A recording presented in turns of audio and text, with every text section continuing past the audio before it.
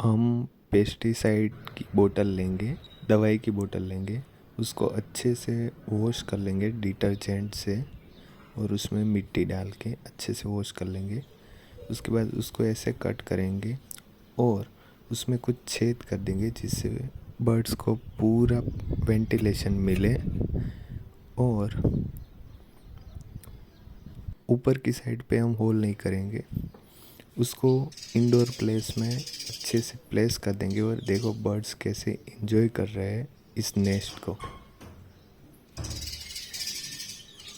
और बर्ड के लिए सालों साल चलने वाला ये उसका नेस्ट हो जाएगा।